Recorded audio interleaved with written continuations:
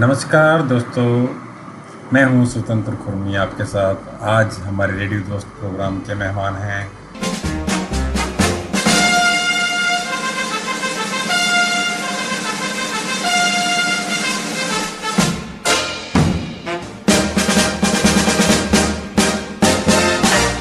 Sandeep David, और आज हमारे रेडियो दोस्त प्रोग्राम का 13वां अंक प्रसारित होने जा रहा है।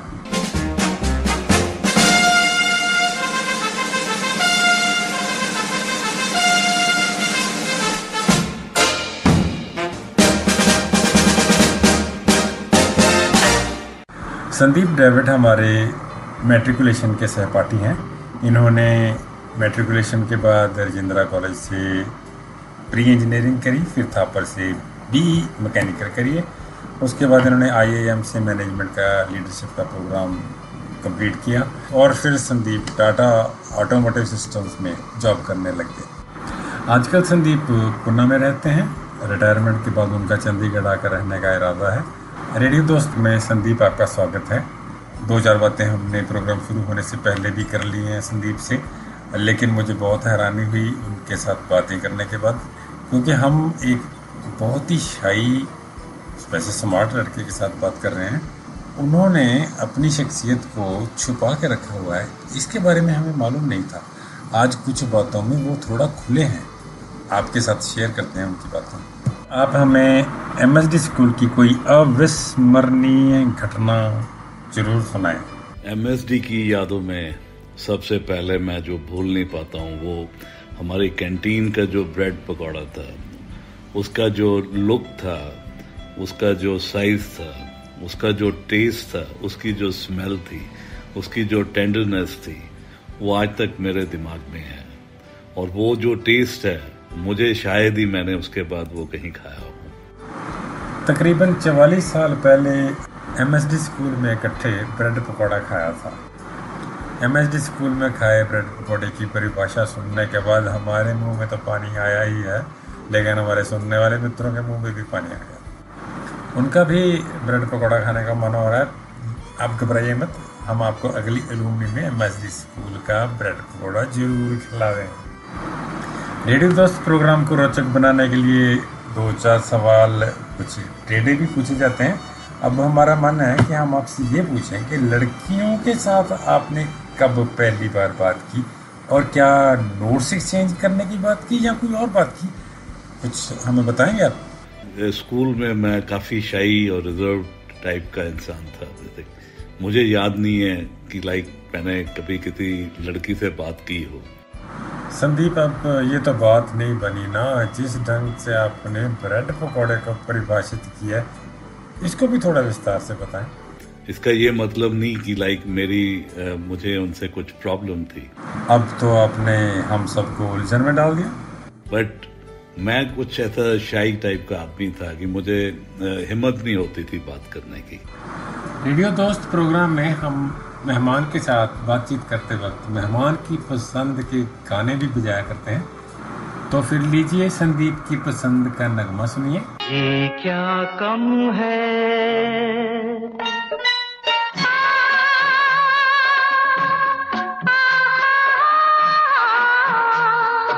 दो पल को राही, अरे मिल जाए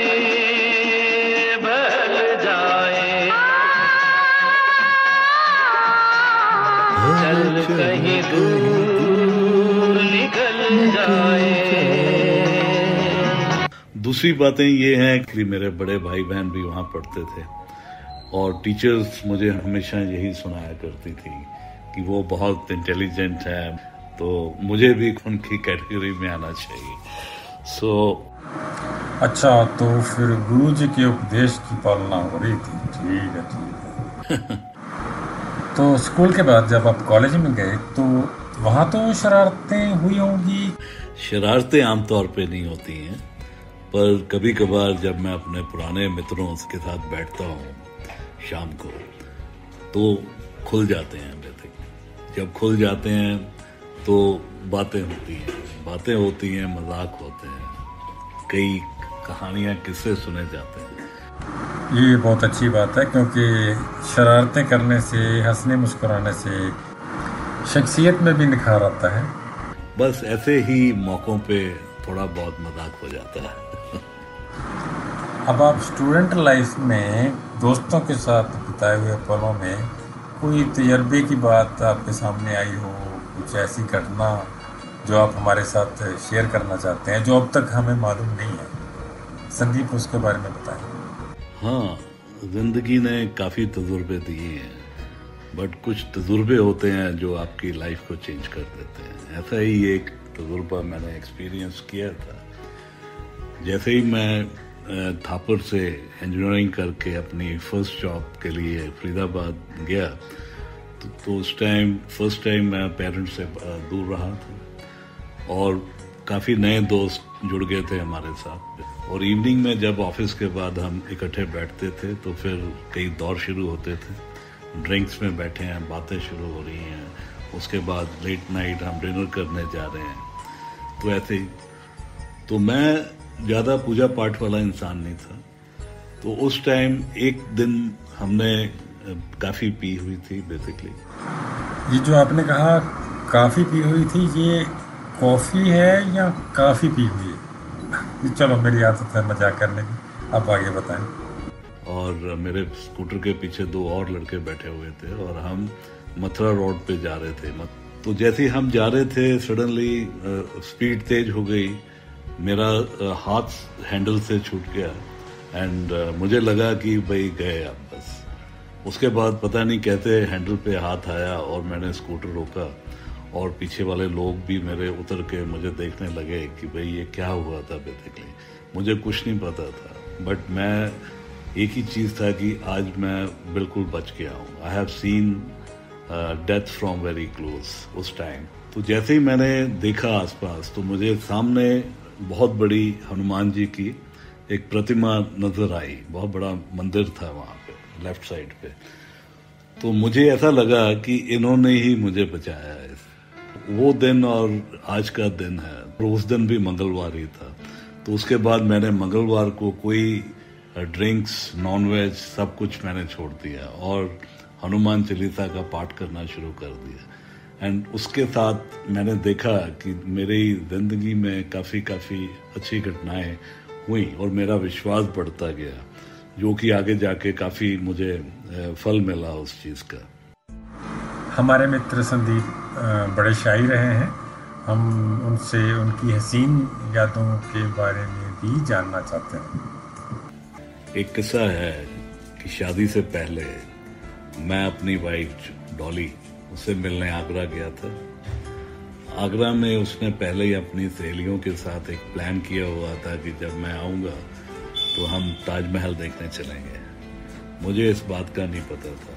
हम बैठे चाय पी रहे थे, तो उनकी सहेलियों ने कहा कि चलो हम घूम के आते हैं। उसके पिताजी से परमिशन मांगी, तो उन्होंने भेज दिया कि आप जल्दी आ जाना, और 3-4 और लड़कियां भेज दी साथ में।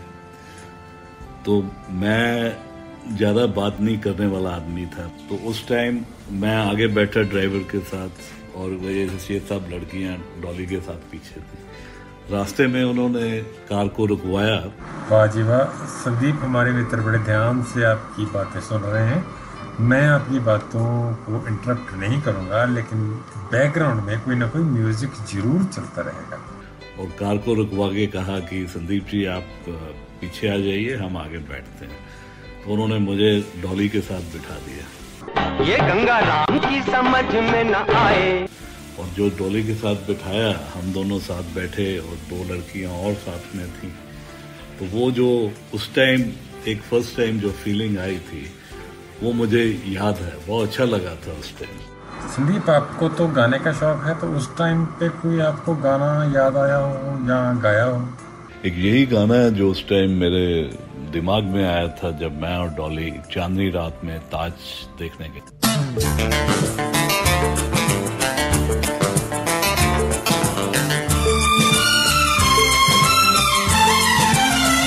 नीले नीले अंबर पे चांद जब आए, प्यार बरसाए, हमको तरसाए, ऐसा कोई साथी हो, ऐसा कोई प्रेमी हो, प्यास दिल की बुझा जाए।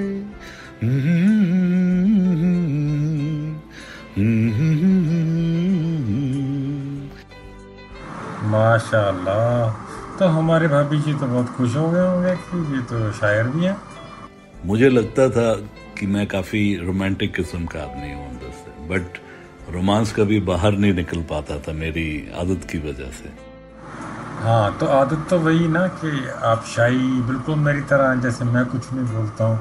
तो भाभी जी के साथ शादी होने के बाद फिर कैसा माहौल बना? तो जैसे मेरी शादी हुई उसके बाद डॉली मेरी लाइफ में आई। हमारी अरेंज मैरिज थी और हम लोग धीरे धीरे इकट्ठे रहना शुरू किया, एक दूसरे को समझा, वो किया।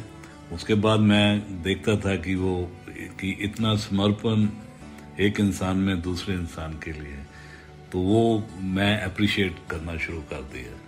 और धीरे धीरे साल बीतते गए, वो अप्रिशिएशन कब प्यार में बदल गई पता नहीं लगा।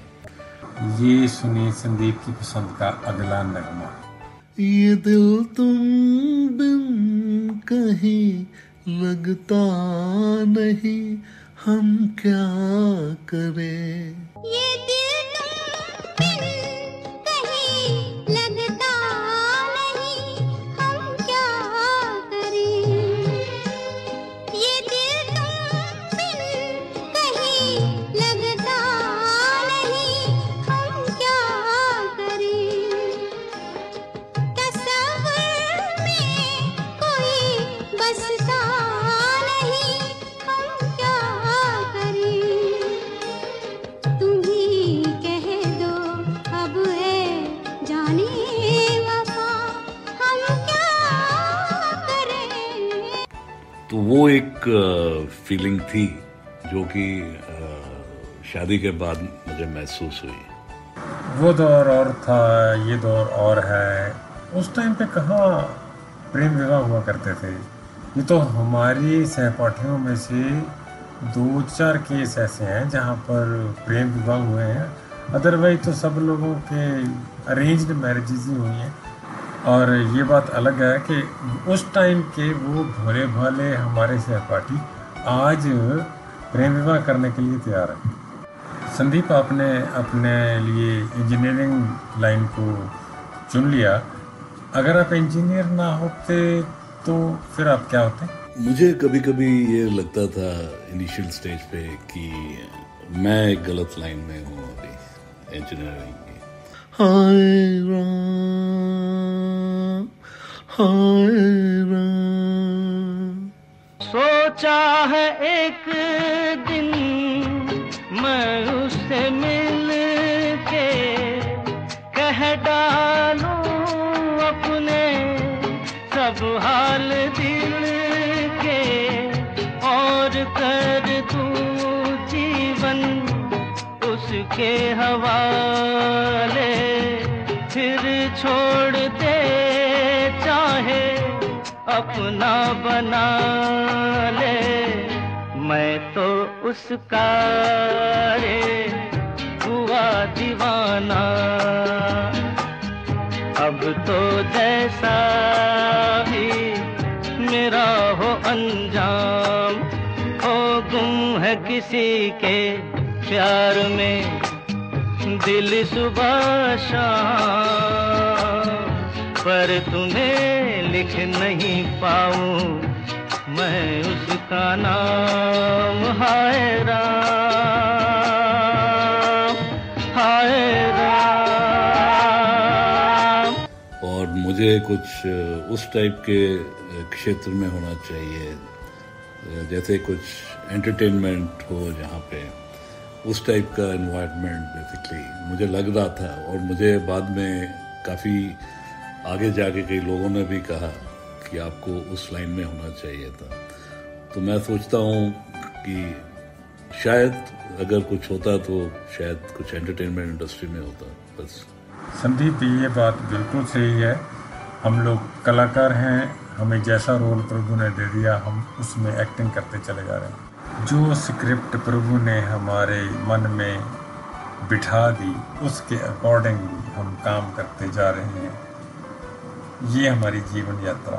तुमने जो देखा सुना सच था मगर कितना था सच ये किसको पता, जाने तुम्हें कोई धोखा हुआ, जाने मैंने कोई धोखा हुआ, इस प्यार में सच झूठ का तुम फैसला कर ना सके। संदीप, आपके साथ बड़ी रोचक बातें हुई। हम जानना चाहते हैं कि आप संदीप के बारे में क्या जानते हो। संदीप एक बड़ा ही रिजर्व्ड और मॉडेस्ट कैरेक्टर है, जो कि अंदर से काफी काइंड हार्टेड है और वार्म हार्टेड भी है, और काफी इनटॉलरेंस है अगेंस्ट रॉन्ग डूइंग। तो एंड संदीप एक it's a family man with a very deep attachment to parents, wife and kids. And Sandeep अपनी जिंदगी को एक बड़ा सिंप्लीफाइड वे में जीना चाहता है। आपकी बातों से कहीं मैं ये अंदाजा ना लगा लूं कि आप ये संदेश भाभी जी को देना चाहते हैं क्या? और जिंदगी में चैलेंजेस लेना चाहता है, क्योंकि challenges gives the learning actually for a change. Actually change is the only constant in life. So challenges नहीं होंगे तो एक नई दिशा नहीं मिलेगी, एक नई एनर्जी नहीं मिलेगी। वो इस चीज में काफी बिलीव करता है। संदीप, आपके विचार बहुत अच्छे हैं। ठीक है, चैलेंजेस लेने चाहिए। अब देखिए ना, मैं भी तो कितने चैलेंजेस एक्सेप्ट करता हूँ। पहले ग्रुप बना है, फिर मित्र उसमें इकट्ठे हो गए, फिर हमने रेडियो प्रोग्राम शुरू कर दिए, बीच में अंताक्षरी भी चल रही है। लगातार चैलेंजेस आते ही जा रहे हैं जिंदगी में और हमने किसी को ना नहीं करी।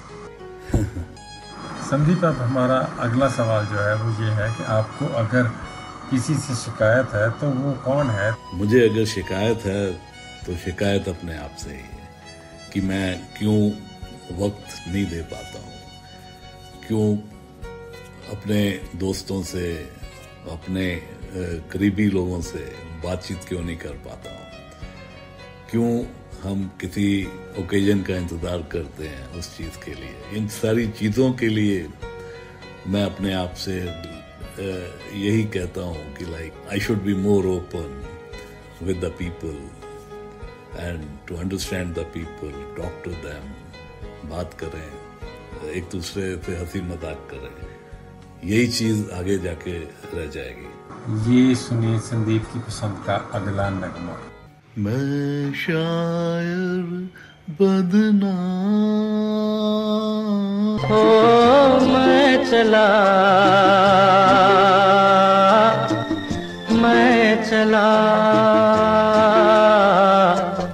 महफिल से नाकाम हो, मैं चला मैं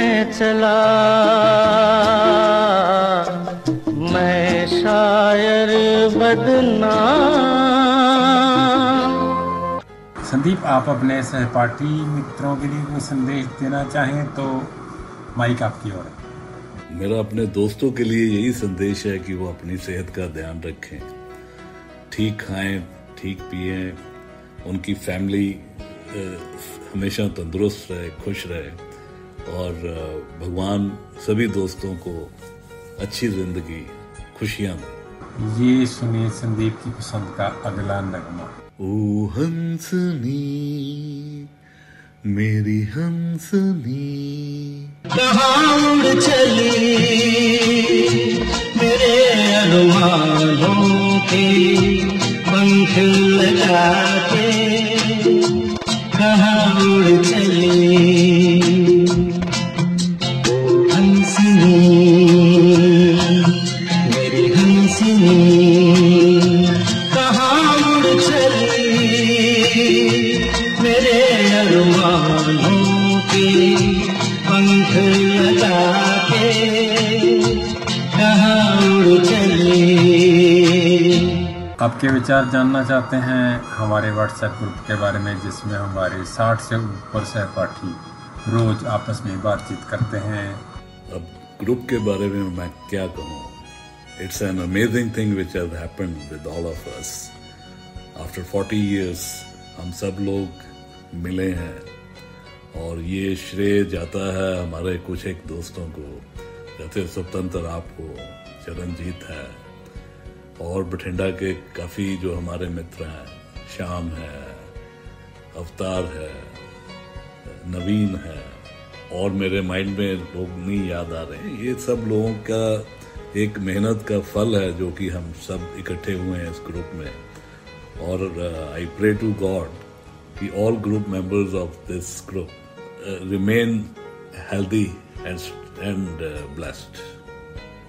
रेडियो दोस्त प्रोग्राम है कि बहुत ऑसम प्रोग्राम है, अनपैरेलल्ड प्रोग्राम है, and I really thank you for giving this opportunity to speak out the heart. Thank you, thanks. दिल की बातें करने के लिए ये प्रोग्राम बनाया गया और मुझे बहुत खुशी है कि आप पसंद कर रहे हो।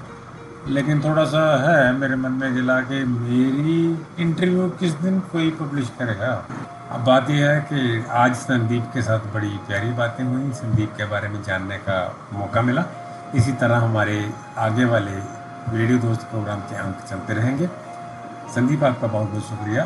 सुनने वाले सभी श्रोताओं का भी दिल से धन्यवाद। इसी के साथ स्वतंत्र आपका रेडियो दोस्त आपसे प्रोग्राम समाप्त करने की इजाज़त मांग रहा है। Thank you very much. Bye bye.